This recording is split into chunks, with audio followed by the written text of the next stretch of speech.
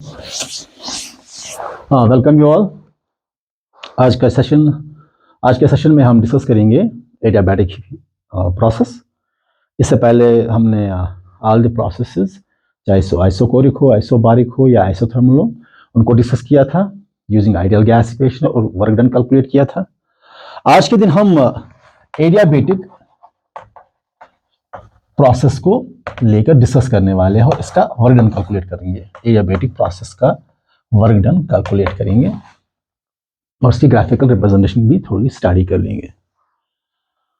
तो adiabatic process में आप सिंपली याद रखेंगे कि जब हम आइडियल गैस इक्वेशन लिख रहे थे PV is equal to nRT, या तो हम टेम्परेचर कांस्टेंट रखते थे, या तो वॉल्यूम कांस्टेंट रखते थे, या तो प्रेशर कांस्टेंट रखते थे। अब एडियाबैटिक प्रोसेस में क्या है कि ये तीनों वेरिएबल है। एडियाबैटिक प्रोसेस में हीट जो है दैट इज इक्वल टू 0। हम बाहर से कोई एनर्जी नहीं देते हैं। In case of adiabatic process the heat Q is equal to 0। हम सिस्टम को न हीट देते हैं न सिस्टम से हीट लेते हैं। In other words you can say system is isolated. Isolated system की हम बात करते हैं। In other words, you can see the system is completely insulated, चारों तरफ insulated है।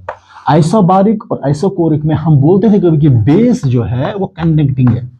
तो कंडक्टिंग बेस जो है वहां से हीट हम देते थे, या सिस्टम वहां से हीट कहीं से ऊपर से वापस हीट देते थे।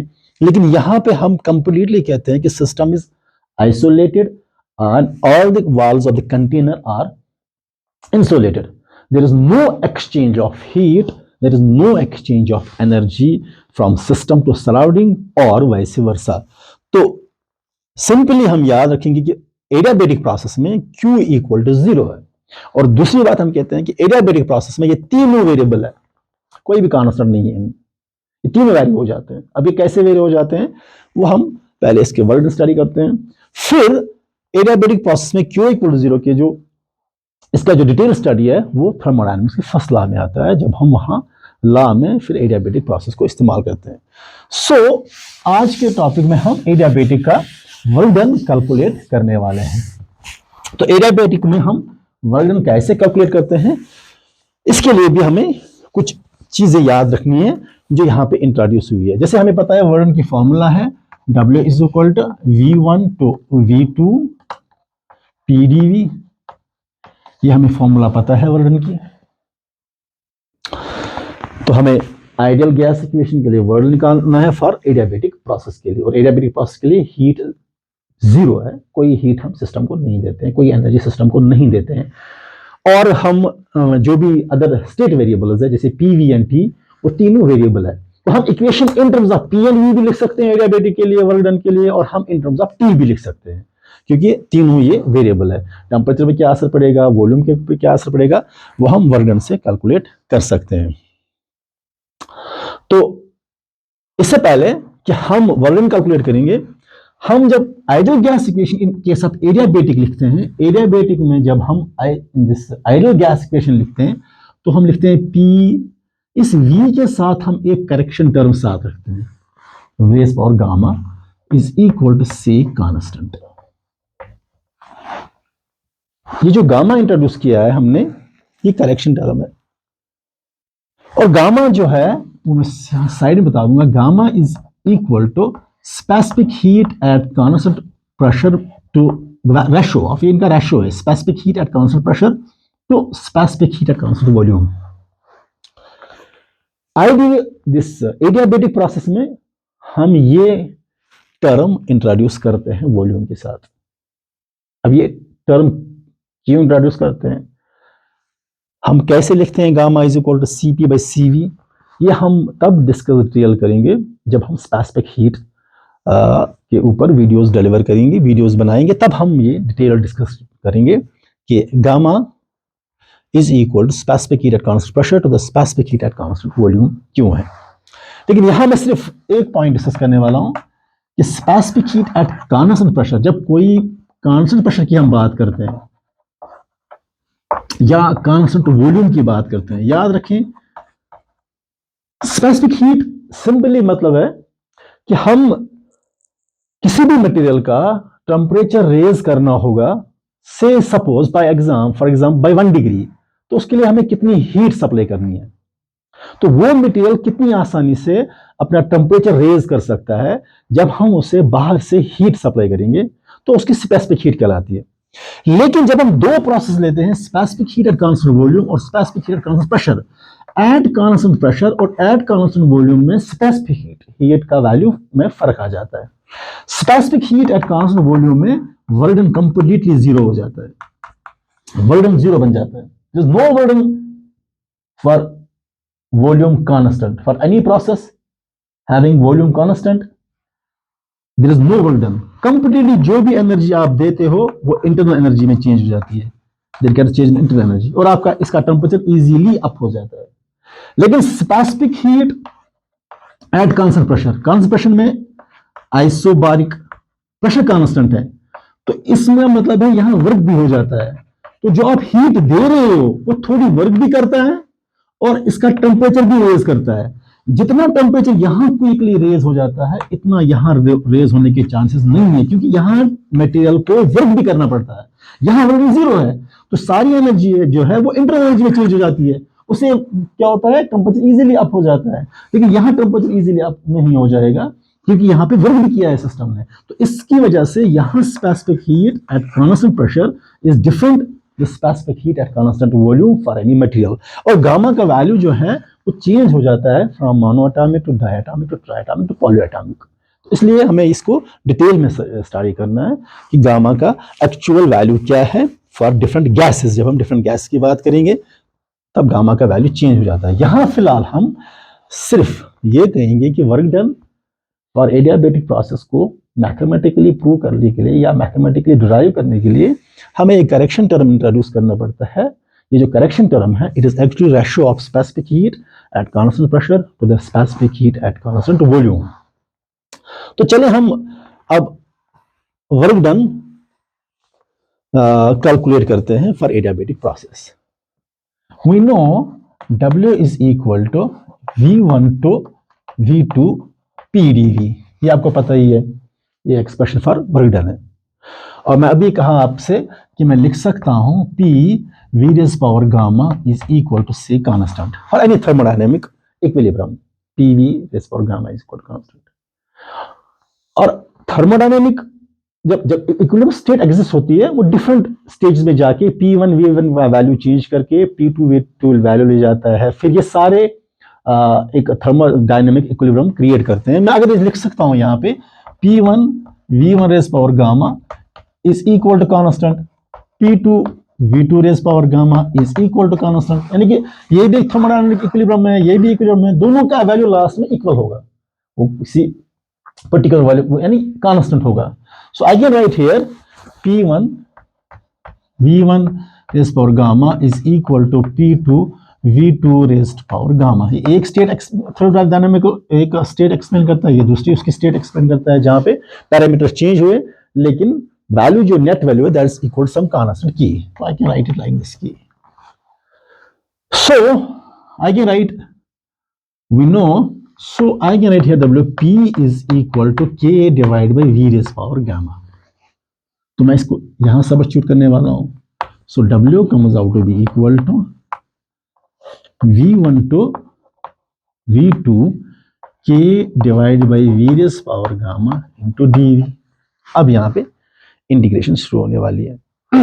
तो मैं इसको बराबर लिख सकता हूं V1 to V2 K बाहर आ जाएगा, W is equal to dV divided by V raised power gamma, this will be further equal to K, ये V raised power gamma ऊपर आ जाएगा, V raised power gamma minus 1 into dV, this is V1 to V2।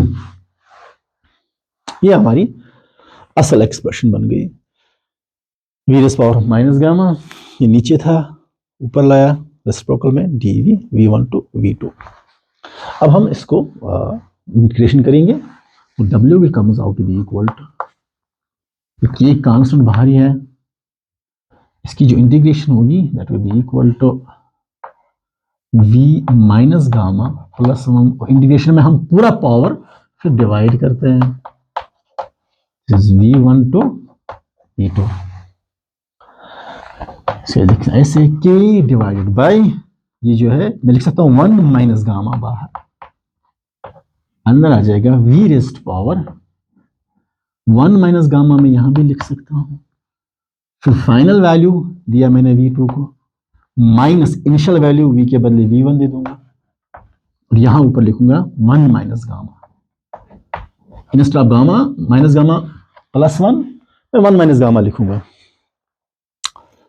Integration के बाद minus gamma plus 1 पूरा power divide हो जाएगा, यह मैं लिखूंगा 1 माइनस गामा, के अपना ही है कांस्टेंट, तो ये है फाइनल वैल्यू, v के बदले v2 देना है, 1 माइनस गामा में लिखूंगा माइनस v1, 1 माइनस गामा। यहाँ पे सिर्फ मैथमेटिकल ट्रीटमेंट है, यहाँ पे कोई इसमें कंसेप्चुअलिटी की बात नहीं है। So w comes out to be equal to,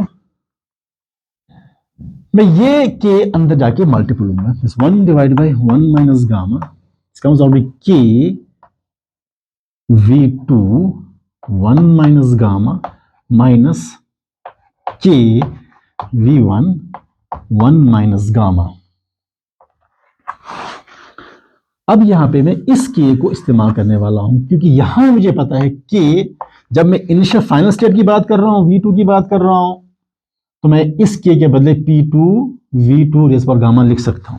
जब मैं इनिशियल स्टेट की बात कर रहा हूं, तब जो कांस्टेंट का वैल्यू होगा वो p1 v1 raise power gamma होगा, तो मैं ये सब्स्टिट्यूट कर रहा हूं। So w comes out to equal to 1 divide by 1 minus gamma, के बदले क्या आएगा, v2 फाइनल वाला है, p2 v2 raised power gamma, और ये अपना v2 1 माइनस गामा है, फिर माइनस है k, इस k को मैं इनिशियल वैल्यू कैसे, यहाँ v1 इनिशियल वैल्यू है, तो k को मैं इंट्रोड्यूस करूंगा initially, so that's p1 v1 raised power gamma and v2 raised power, sorry v1 raised power 1 minus gamma अपना ही है, ठीक है। इसके बाद हम कैलकुलेशन करते हैं, w is equal to 1 divide by 1 minus gamma, यह आएगा p2 गामा, इस v and v base are same, powers are added, gamma plus 1 minus gamma minus p1 अपना ही है, base are same, v1 powers are added, gamma minus 1 minus r, यहां पे ये cancel हो जाएंगे, तो you will get w is equal to 1 divided by 1 minus r into p2 v2 minus p1 v1. This is the required expression for the work done by the ideal gas at the adiabatic process. Work done for the adiabatic process. This is w is equal to 1 by 1 minus gamma p2 v2 minus p1 v1. आप ये भी लिख सकते हैं कि मैं यहां से माइनस निकाल दूंगा, w comes out to be equal to, यहां से माइनस कॉमन निकालूंगा, ये बनेगा गामा माइनस 1, वो माइनस एक ऊपर आ जाएगा, वो अंदर जाके मल्टीपल होगा, मैं ऐसे लिख सकता हूं इसको, I can write it like this, w is equal to 1 divide by gamma minus 1, minus common आ जाएगा, अगर माइनस मल्टीपल करूंगा माइनस गामा प्लस 1, फिर वापस आ जाएगा, सो अंदर आएगा p2 v2 minus p1 v1, सो ये अंदर मल्टीपल करने वाला हूं मैं, so that is 1 by gamma minus 1 is equal to minus and minus, ये बनेगा plus p1 v1 minus p2 v2। बस इतना ही है कि आप यहाँ final value, initial value minus final value लिखते हो, यहाँ गामा माइनस 1 आ जाएगा, यहाँ final value minus initial value लिखते हो, यहाँ पे गामा माइनस 1 आएगा, तो यहाँ पे 1 माइनस गामा, तो गामा माइनस 1 आने वाला है, तो ये माइनस था, मल्टीपल करना था अंदर, तो ये है expression for this adiabatic process. हम अभी कह रहे थे कि यहाँ पे टेम्परेचर भी वेरिएबल है, इन टर्म्स ऑफ टेम्परेचर हम कैसे लिख सकते हैं, तो इन टर्म्स ऑफ टेम्परेचर मैं लिखने वाला हूं P1 V1 is equal to RT1 and P2 V2 is equal to RT2। Simple है, देखिए आप, P1 V1 is equal to RT1, P2 V2 is equal to RT2, तो मैं यहां पे सब्स्टिट्यूट करने वाला हूं, W is equal to या इस वाले में 1/1 माइनस गामा P2 V2, यहाँ P1 था, P2 डबल हो गया RT2 minus P2, P1 V1 के बदलेगा RT1. So W comes out to be equal to 1 by gamma minus 1, R बाहर आ जाएगा common, T2 minus T1. This is the same expression in terms of temperature. This is the expression in terms of pressure and volume. This expression in terms of temperature. तो यहां पे भी मैं लिख सकता हूं इनिशियल फाइनल चेंज करके W is equal to यहां R डिवाइड बाई ये गामा यहां लाऊंगा, यहां से माइनस कॉमन आ जाएगा, माइनस वन, वो माइनस अंदर जाके मल्टीप्लाई करेगा, वो देगा T1 माइनस T2. सो आप याद रखेंगे 4 एक्सप्रेशन आ गए. अगर आपने गामा माइनस 1 लिखा तो आपका T1 माइनस T2 आएगा, अगर 1 माइनस गामा लिखा तो आपको T2 माइनस T1 आने वाला है. सिमिलरली अगर आपने गामा माइनस 1 लिखा है तो P1 इनिशियल वैल्यू आ जाते हैं, फिर फाइनल वैल्यू आ जाते हैं माइनस, और आपने गामा माइनस 1 लिखा है तो आपके पहले फाइनल वैल्यू आ जाएंगे, फिर इनिशियल वैल्यूज आ जाएंगे. तो यहां पे अब एडियाबेटिक प्रोसेस को हम कैसे इंटरप्रेट करने वाले हैं. मेरे पास ये 3 इक्वेशंस आ गई, एक प्रेशर की सूरत में, वॉल्यूम, और दूसरी टेम्परेचर की सूरत में. इसका मतलब है एडियाबेटिक प्रोसेस में जब सिस्टम कंप्लीटली इंसुलेटेड था, कोई हीट नहीं मिल रही है, supply of heat is equal to 0, जो वर्क होगा वो अंदर मालिक जो अंदर गैस पार्टिकल्स होंगे वो खुद करना शुरू करेंगे. इसका मतलब है अगर एडियाबेटिक एक्सपेंशन हुआ, अगर एडियाबेटिक एक्सपेंशन हुआ, बाहर से कोई एनर्जी नहीं मिल रही है, तो work is done by the molecules itself. तो इनका जो इंटरनल एनर्जी है वो कम होने वाला है, यानी कि टेम्परेचर भी कम होने वाला है. को फाइनल टेम्परेचर एक्सपेंशन के बाद अगर एक्सपेंशन होना शुरू हो गया, इसका मतलब है मॉलिक्यूल्स ने खुद काम किया. तो अगर इसका इनिशियल टेम्परेचर T1 था और फाइनल टेम्परेचर T2 हो गया, तो अगर T2 लेस देन T1 हो गया, इसका मतलब है मॉलिक्यूल ने खुद काम किया, इंटरनल एनर्जी ने काम कर दी. तो मॉलिक्यूल का इंटरनल एनर्जी काम जब करेगा तो टेम्परेचर ऑब्वियसली डाउन हो जाएगा. तो इसका मतलब है यहां एडियाबेटिक एक्सपेंशन होगा, एडियाबेटिक एक्सपेंशन होगा, और temperature T2 will be less than T1, work is done by the gas molecule itself. अगर एक्सपेंशन भी होगा तो that means volume V2 will be greater then volume V1. देखिए ये केस कंडीशन है. When the molecules do work by itself, the internal energy decrease, the final temperature will be less than the initial temperature. That time there will be expansion. There will be adiabatic expansion. In case if T2 is greater than T1, अगर final temperature greater than initial temperature है, तो इसका मतलब है final volume जो है that is less than initial volume, so that is adiabatic compression.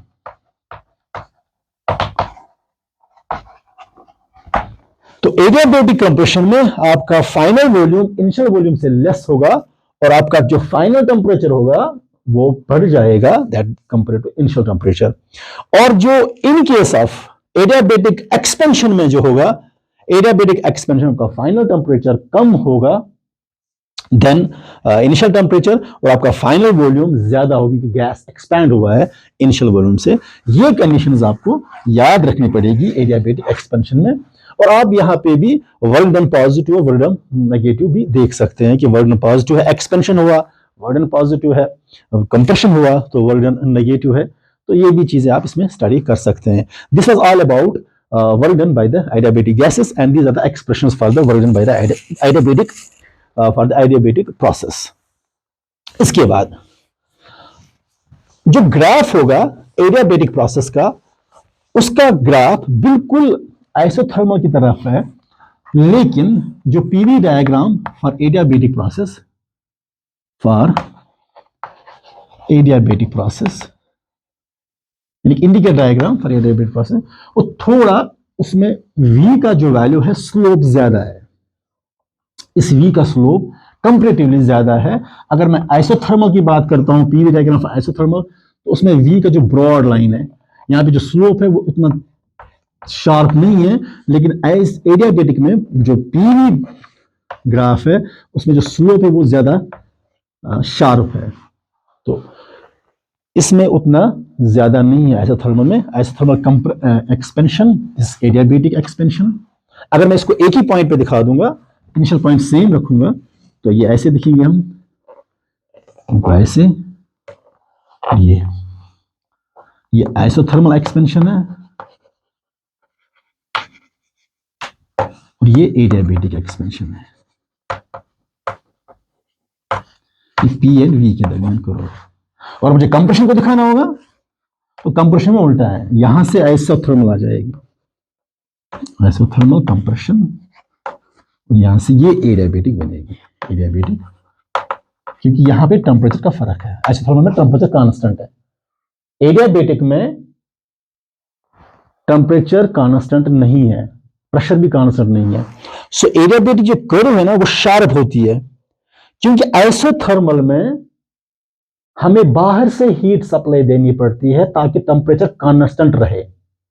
Adiabatic में आपका टेम्परेचर भी वेरिएबल होता है, तो टेम्परेचर को भी फ्लक्चुएशन जब होती है, आइसोथर्मल में टेम्परेचर कांस्टेंट है, आपका सिर्फ फ्लक्चुएशन प्रेशर को हो जाता है। लेकिन एडियाबेटिक में ध्यान रखो, एडियाबेटिक में टेम्परेचर की भी फ्लक्चुएशन है, प्रेशर की भी फ्लक्चुएशन है। सो प्रेशर का जो फ्लक्चुएशन है वो एडियाबेटिक में ज्यादा होगा एज कंपेयर टू आइसोथर्मल में। तो फिर से रिपीट कर रहा हूं, आइसोथर्मल में प्रेशर कांस्टेंट है, तो प्रेशर की वजह से जो हमें बाहर से हीट देनी पड़ती है टेम्परेचर को मेंटेन करने के लिए, तो उस वजह से प्रेशर पे भी फ्लक्चुएशन जो आती है वो इतनी रैपिड और इतनी तेजी से नहीं आती है comparatively to the adiabatic process, जहां पे आपका टेम्परेचर भी वेरिएबल है, प्रेशर भी वेरिएबल है, तो वहां प्रेशर में ज्यादा क्विकली वेरिएशन आ जाती है, फ्लक्चुएशन आ जाती है। दैट इज वाई जो उसका ग्राफ है वो थोड़ा शार्प है as compare to isothermal process में जो प्रेशर का फ्लक्चुएशन है। तो ये कंप्रेशन के लिए है, ये एडियाबेटिक एक्सपेंशन के लिए है, अगर एक सेम पॉइंट्स पे ये शुरू इनका इनिशियल पॉइंट सेम हो। तो ये था graphical representation for adiabatic process. अब हम चारों प्रोसेस को कैसे अंडरस्टैंड करेंगे एक ही ग्राफ डाल के। हमारे पास चार प्रोसेस थे, एक था आइसोबारिक, एक था आइसोकोरिक, एक था आइसोथर्मल, अब है एडियाबेटिक। चारों के चार ग्राफ हैं, पीवी डायग्राम चारों की कैसे हम एक साथ डालेंगे और एक साथ याद रखने वाले हैं। ये पी है यहां से और ये वी है। मैं अगर अलग ग्राफ डालूंगा आइसोबारिक का, वो ये है, आपको मैंने परसों बताया था आइसोबारिक का ग्राफ ये है। This is graph for isobaric process, this graph for isobaric process. ये जो ग्राफ था ये आइसोकोरिक का था। ये जो ग्राफ है आइसोथर्मल का, this isothermal, isochoric, isobaric, and this with sharp peak, rather sharp slope in pressure, this sharp slope in pressure, ये है isoadiabatic।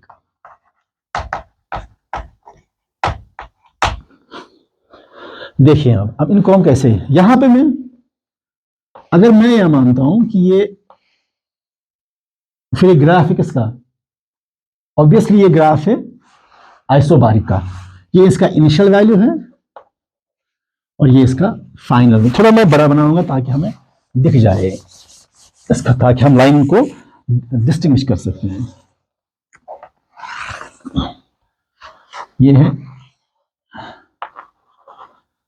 इनिशियल वैल्यू और ये है फाइनल वैल्यू। यहां से v चेंज हो रहा है, यहां से p चेंज हो रहा है, यहां p कांस्टेंट है। थोड़ा फ्लक्चुएट करके ये फर्स्ट करो है, करो 1 इज आइसोबारिक। ये जो है थोड़ा प्रेशर का स्लोप उतना शार्प नहीं है, ये है फाइनल वैल्यू और ये इसी का इनिशियल वैल्यू है, करो 2, दिस इज आइसोथर्मल, आइसोथर्मल। और थोड़ा करो ऐसे ही लेकिन शार्प प्रेशर, ये है शार्प प्रेशर, प्रेशर का जो स्लोप है वो थोड़ा शार्प है। Curve third is adiabatic. ऐसे याद रखिए, इसका शार्प कर्व है, शार्प है एडियाबेटिक। और कर्व फोर्थ जो है ये है curve fourth, curve fourth this is isochoric. 1 2 3 4 curve. आप देखिए ये इनिशियल वैल्यू, मैं एक ही इनिशियल वैल्यू ले रहा हूं। दिस इज, अब ये दूसरी बात है, ये एक्सपेंशन पे जा रहे हो या कंप्रेशन पे जा रहे हो, हीटिंग में जा रहे हो या कूलिंग में जा रहे हो, वो तो आपको प्रोसेस देख के देखना है। आप हीटिंग में जा रहे हो या कूलिंग पे जा रहे हो। ये है आइसोथर्मल, ये है एडियाबेटिक और ये है। तो आप इन चार को याद रख सकते हैं। First isobaric, final value for isothermal और adiabatic, and this is for isochoric process. तो मैं इन के ऊपर से एक और ग्राफ डाल सकता हूं। जैसे सपोज ये आपको याद रखिए, ये चार ग्राफ याद रहे, आपको कैसे डाल सकते हैं। ये है एक कर्व,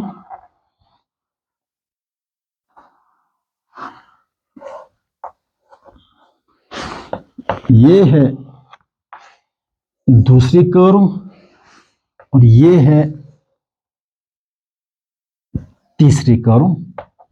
ये तीन कर्व जो है ये आइसोथर्मल है at different temperature. This is T3,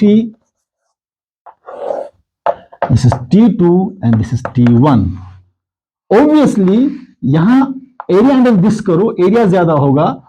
T3 will be greater than T2 will be greater than T1। ये तीन कर्व्स आइसोथर्मल है at different temperatures T3, T2, T1. And this line, straight line, is isobaric. This vertical line is isochoric. And this one line is going on, is a straight isothermal. लेकिन isothermal के दो graphs जो isothermal के हैं ऐसे, उनके बीच में जो लाइन पड़ती है ये bend line, curved line, this is adiabatic process. और एडियाबेटिक प्रोसेस में जो टेम्परेचर डिक्रीज होगा, that is difference between these two temperatures. यहां ये आइसोथर्मल इक्वेशन है, T3 temperature at constant temperature isothermal at some constant other. Suppose मैं मानता हूं ये 300 केल्विन पे है, 200 kelvin, 100 kelvin. This is, so here the temperature will be greater than T2, that is greater than T1, and this line will be vertical line isochoric, this horizontal line will be isobaric, and the line, a curved line, hyperbolic line from second curve to first curve of T1, from T2 to T1, this curve gives a adiabatic line. So अगर आप कभी भी isothermal के दरमियान बीच में adiabatic लेना है तो ये लाइन जो इसके टॉप से इसके एंड तक क्रॉस करेगी, ये वाली line, this is adiabatic line, and these two are isothermal at two different temperatures. तो ये है graphical representation of this all four processes in a one graph. Thank you very much. We'll be coming for next video with the postulates of kinetic theory of gases. Thank you very much.